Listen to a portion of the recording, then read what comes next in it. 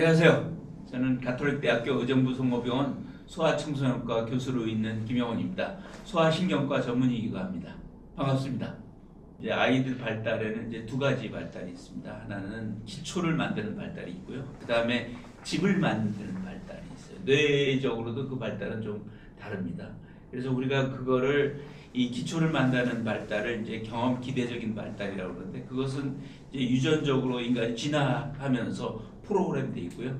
그것은 기본적으로 인간이 가지고 있는 그런 어떤 역량 같은 것들이죠. 시각, 청각, 사고력, 사회성, 또 운동, 또 다른 사람들하고의 같은 이런 관계, 이런 것들을 진화론적으로 우리가 받는, 그리고 그건 유전적으로 좀 프로그램이 돼 있어 어느 정도 선천적으로 뇌가 그렇게 발달을 합니다. 기초적으로. 그 다음에 이제 경험 의존적인 발달이라고 해서 아이가 태어나면서 경험하는 것들, 시각, 청각 뭐 이런 것들을 기본적으로 경험을 하겠지만, 언어적인 환경이라든지 혹은 자연적인 환경이라든지 우리가 또 부모나 혹은 다른 사람들로부터 이렇게 학습된 환경이라든지 이거에 의해서 발달하는 뇌가 있어요. 그것을 우리가 경험 의존적인 발달이라고 그래요. 근데 이 발달은 조금 교육 방식이 다릅니다. 이 기초 발달은 자극을 놓치지 않고, 말하자면 노출시키는 게 중요해요. 시기적으로가 중요하다라고 하는 거죠. 반면에 이 집을 만드는 발달은 시기적인 것은 중요하지 않고 얼마나 많이 노출되느냐가 중요해요. 예를 들어서 우리가 만시간의 법칙 얘기를 하면, 그것은 어떤 분야에 만시간에 노출이 되면 그분이 그 분야의 전문가가 된다든지 아니면 세계적인 사람이 되는 거거든요. 5,000시간 노출되면 한 영재 수준의 것이 됐는데, 이 발달은 이제 경험 의존적인 발달입니다. 예를 들어서 어떤 바이올린이라든지 아니면 특정한 피아노라든지 어떤 독서라든지 영어라든지 이런 것들은 사실 집을 만드는 발달이기 때문에 이거는 노출되는 시간이 상당히 중요하죠. 하지만 경험 기대적인 발달, 기초적인 발달은 진화론적으로 만들어진 거기 때문에 사실은 빨리 노출되는 게 중요합니다. 그러니까 시기를 놓치지 않는 것이 중요하죠. 그 기초적인 발달에 속하는 게 시각, 청각, 사고력 이런 것들인데, 이 발달이라고 하는 것은 노출되는 시기는 중요하지만 많이 받았다고 해서 효과적이지는 않다는 거죠. 예를 들어서 시각적인 거나 청각적인 것을 10배 이상 받았다 하더라도 효과는 20-30% 밖에 되지 않는 거예요. 중요한 것은 시기적으로 그것을 놓치지 않으면 되는 거죠. 거기에 중요한 게 모국어입니다.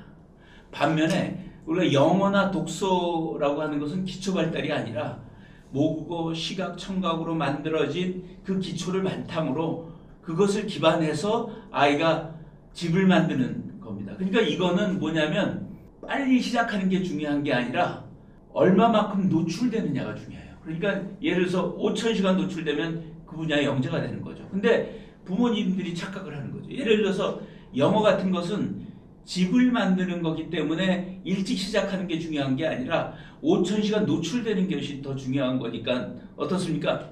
서둘러 일찍 시작한다고 그래서 5,000시간 노출될 가능성이 꼭 높은 건 아니거든요. 왜 그러냐면 아이가 억지로 한다든지 자기가 좋아하지 않는다든지 아니면 자기 주도성이 없다든지 이런 아이들은 중간에 5,000시간 넘기 전에 실패할 확률이 많다라고 하는 거죠. 영어나 독서 이런 것들이 다 거기에 해당되는데, 문제는 부모님들이 또 사교육이 어떻게 하냐면 이런 경험 의존적인 발달을 빨리 노출시키는 게 장땡인 것처럼 하는데 문제가 있다는 거죠.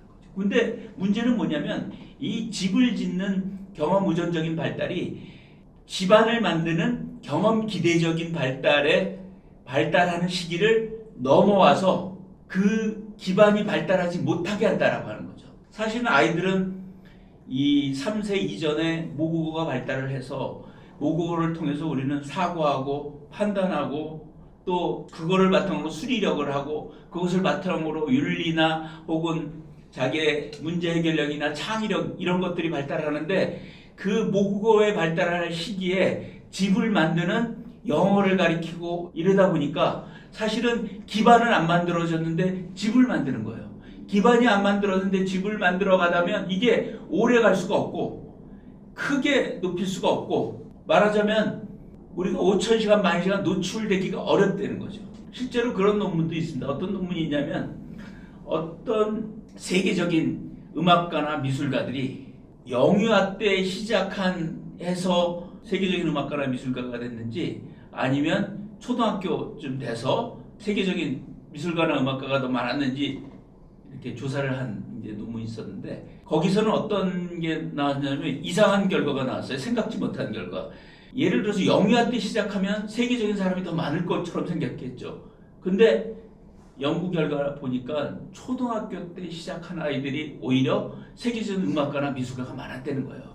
생각보다는. 그래서 이유를 알아봤더니 유아 때 어떤 것들을 집 만드는 거를 시키게 되면 어떤 문제가 생기냐면, 이 아이가 스스로 하기보다는 부모가 시켜서 한다라고 하는 거죠. 그러니까 말하자면 자기 주도성이 없는 상태에서 만들어진다는 거죠. 또 이 아이가 이것을 좋아하는지 아니면 그거를 잘하는지 이런 걸 보지 않고 시키기 때문에 사실은 재능 없이 그것을 시키니까 오래 가질 못한다라고 하는 거죠. 그래서 조사를 해봤더니 초등학교에 시작한 아이들이 자기 주도성도 있고 또 그것을 좋아하고 잘하는 애들, 그게 결국 재능이거든요. 좋아하고 잘하는, 사실 초등학교 아이들한테 태권도 학원 보낼 때도 좋아하지 않으면 절대 걔네들은 태권도 학원 안 가거든요. 이런 거거든요. 그러니까 사실은 이 빨리 시작하는 게 상당히 중요한 게 아니라 얼마만큼 오랫동안 끈기 있게 하는 것이 중요하고, 그 끈기 있게 하고 오랫동안 하게 하는 거는 결국은 이 아이가 그것을 좋아하고 잘하는지 또는 자기 주도성이 있어야지 5,000시간, 10,000시간 노출된다라고 하는 거죠. 근데 지금의 사교육 풍토는 어떤 거냐면 가능하면 빨리 하자는 거예요. 영어도 이제 영어 유치원이 아니라 영어 어린이집이 됐으니까 3, 4세도 아닌 아이들을 갖다 영어를 가르치고 심지어는 태교 한답시고 영어를 들려주고 이런 상태에서는 기초가 안 만들어지고 집 만드는 것에 이제 말하자면 일종의 기초 만드는데 방해가 되는 거예요, 오히려. 그래서 사실은 모국어가 제대로 성숙해서 그거를 가지고 문제 해결력이나 창의력이 발달하고 그것을 바탕으로 논리 수학이 발달하고 또 컴퓨팅 사고력이 발달하는 이거를 갖다가 말하자면 조기에 다른 거에 의해서 방해가 받으면서 아이들이 진짜 4차 산업혁명 시대에 필요한 창의력이나 혹은 4차 산업혁명 시대에 필요한 집단 시점을 발휘할 수 있는 그런 능력이나 역량을 오히려 잃어버리는 그런 결과를 초래하고 있는 거죠. 이렇게 영어를 일찍부터 가르치게 되면 국어도 못할 뿐만 아니라 이게 사실은 수학도 못해요. 왜 그런 수학을 못하게 되냐면 사실은 언어라고 하는 것은 결국은 논리, 수학 이런 것들과 연결되는 거예요. 더구나 수학이라고 하는 것이 물론 연산이나 이런 것들도 있지만 사실은 사고력 수학이 기반이 되는 거거든요. 사고력 수학이라고 하는 것은 언어적 혹은 독서 능력 이런 것들이 없으면 절대 문제를 파악하고 맥락 파악하는 능력이 떨어질 수밖에 없다라고 하는 거죠. 그러면 수학도 결국은 하지 못한다라고 하는 거죠. 그래서 사실은 너무 조기에 모국어를 5,000시간 노출을 잘 해야 되는데 그런 것 없이 외국어하고 섞여가지고 하는 아이들은 다른 문제를 일으키게 되는 거예요. 문제점이 있는 게 뭐냐면 이제 우리가 영유아 시기에는 우리 24개월 이전의 시기에는 뭐가 중요하냐면 오감이 중요하고요. 또 언어, 모국어가 중요하고요. 또 소근육 운동 같은 그런 감각을 파악하는 이런 능력이 중요한데 그게 이루어지고 3, 4세 때 우리가 이제 통합하는 거죠. 내가 자원애가 통합을 하면서 체험하는 게 중요해요. 자연을 체험하고 몸으로 어떤 자기 활동을 체험하고 또 미술이나 음악이나 이런 것들을 통해서 자기의 것들을 표현하고 이런 작업들이 상당히 중요한 거거든요. 그것을 바탕으로 5, 6세 때 이제 전두엽 발달을 하게 되면 그거를 바탕으로 아이들은 말하자면 문제 해결력도 높아지고 또 경험 의존적인 발달, 자기의 재능을 보이거든요. 어떤 아이들은 음악에도 재능을 보일 수 있고 또 과학적인 사고에도 재능을 보일 수 있고 그런데 그런 것들 이제 하면서 넘어가야 되는 그런 시기에 그런 것들을 놓치게 되는 거죠. 말하자면 뇌 발달로 보면 5, 6세 시대에는 자극적으로 보면 많이 경험하는 게 중요해요. 말하자면 환경, 적응, 아이들하고의 같이 활동을 통해서 그리고 3, 4세 때는 많이 체험하는 게 좋은 거하고 그 다음에 1, 2세 때는 어떻든 많이 감각하고 받아들이는 게 중요하고 그 다음에 초등학교에 들어가면서 언어의 뇌인 축두엽이 발달하면서 언어를 잘하게 되는 거거든요. 사실 이때 국어도 잘하고 영어도 잘하게 됩니다. 외우는 능력도 높아지고 외운다 하더라도 그 맥락 파악하는 능력도 잘해지기 때문에 이때부터는 아이들은 사실은 독서를 많이 하고 국어를 잘하고 또 영어를 잘하는 아이들이 공부를 잘하게 돼 있어요.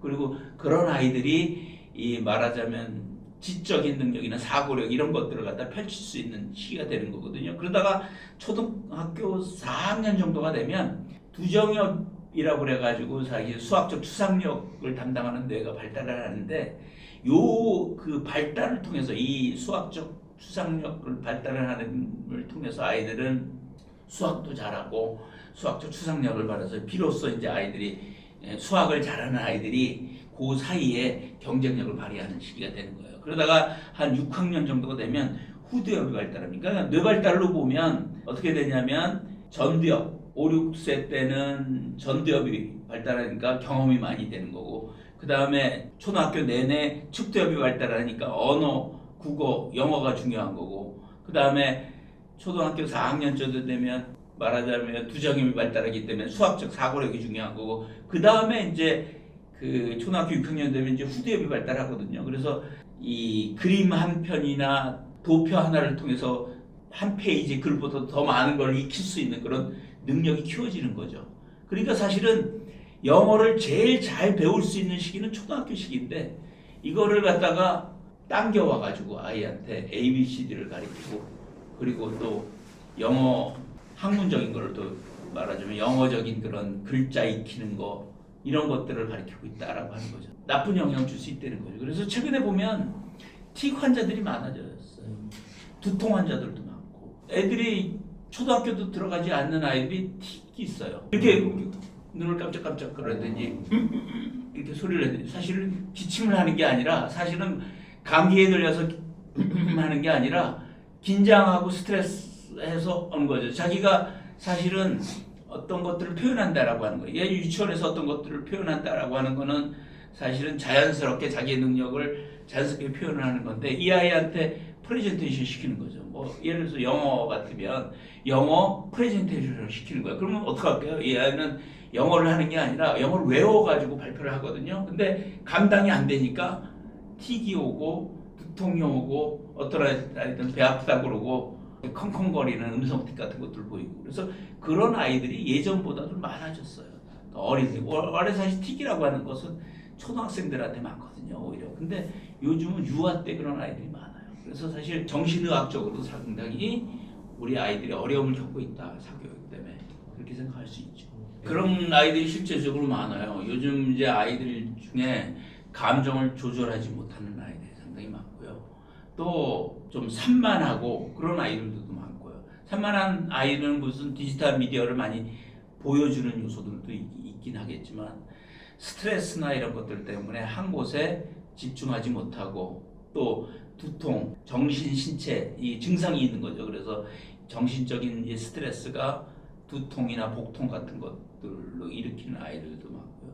또 두통 아이들한테 특히 이제 뭐 청소년이나 초등학교 아이들, 고학년 아이들 이제 두통을 통해서 오면 이 아이들 중에 우울증 아이들도 상당히 많습니다. 근데 그 우울증이 점점 내려가고 있다는 거죠. 그래서 이렇게 감추어진 우울증이죠. 일종의 아이들이 이게 신나하지 않고 그리고 무기력하고 의욕 같은 것들을 보이지 않고 또 친구들하고 지내는 것도 어떤 아이들은 이 좋아하는 게임이나 이런 것들도 싫어하는 아이들이 있어요. 그렇게 의욕이 떨어지는 아이들이 그런 요인들이 사실은 아이들이 이제 중요한 것은 자율 스스로 하고 또 자기가 나는 이거는 잘해라고 하는 그런 유능감도 있어야 되고 또 친구들하고의 유대감을 통해서 자기 자존감이죠. 이런 것들이 만들어야 되는데 그런 것들이 교육에 의해서 다 파괴가 되는 거예요.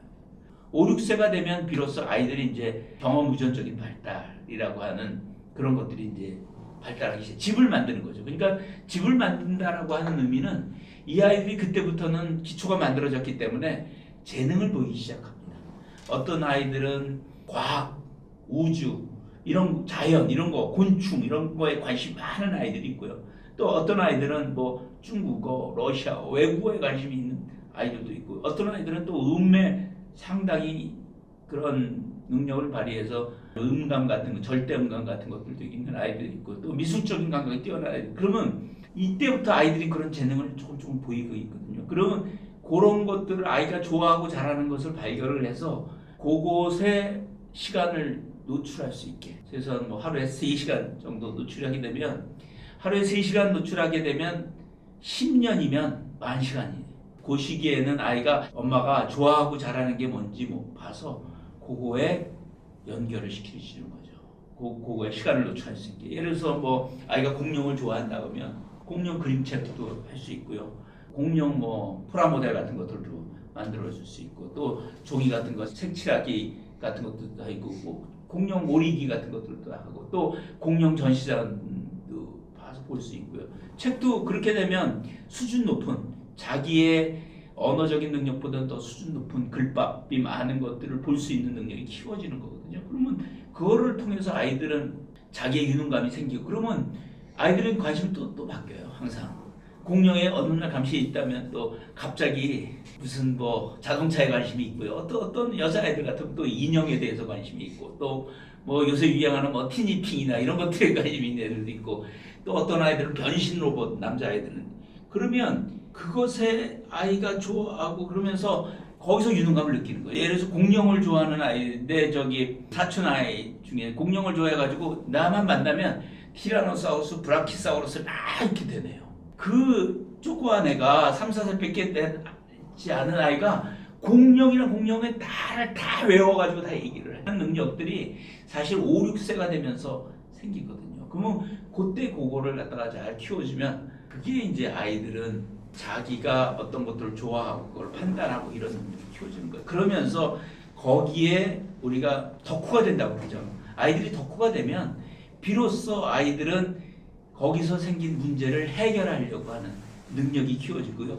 그게 바로 창의력입니다.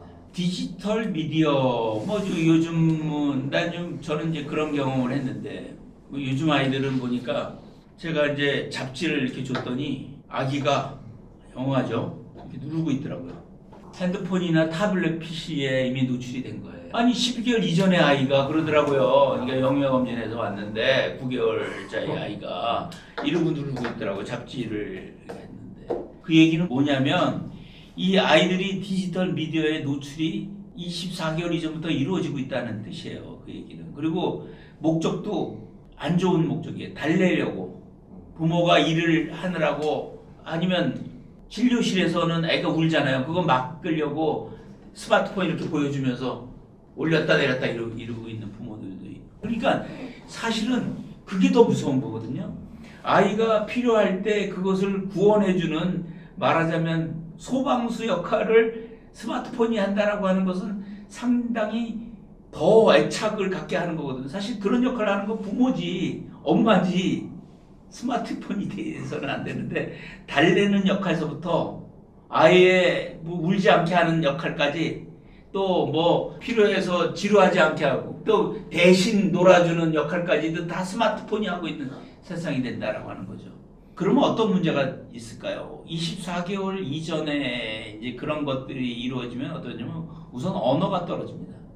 모국어 발달이 왜 중요하냐면, 모국어가 결국은 사고력과 수리력과 논리력 이런 것들로 이어지는 거예요. 그러니까 모국어를 잘해야 되는데 그 시간에 스마트폰을 보여주니까 모국어 발달이 안 되는 거예요. 모국어라고 하는 것은 절대 상호작용을 통해서 배워지는 거예요. 유튜브 영상 틀어준다고 해서 영어 배워지지 않아요. 유튜브 영상 틀어준다고 해서 말 배워지지 않습니다. 말이라고 하는 건 무 그랬을 때 그래 물 달라고 그러면 내가 말을 잘했구나. 그럼 다음에 또 무 그러는 거거든요. 아이들이. 그러니까 말하자면 눈 맞추고 상호작용해서 해야 되는 걸 갖다 스마트폰에 다 맡겨니까 언어 발달이 이상 떨어지죠. 두 번째는 상호작용이, 정서적인 상호교류가 중요하거든요. 유사자폐증 아이들이 많다. 자기 감정을 상호하지 못하고, 또 공동주시를 못하고, 또 공감하는 능력이 떨어지고, 이런 것들이 공감하는 경험이나 이런 것들을 부모가 안 해주고 스마트폰에 맡긴다 보니까 아이들이 거기에 의존을 하다 보니까 정서적으로 그래서 우리가 비디오 증후군이라고 있잖아요.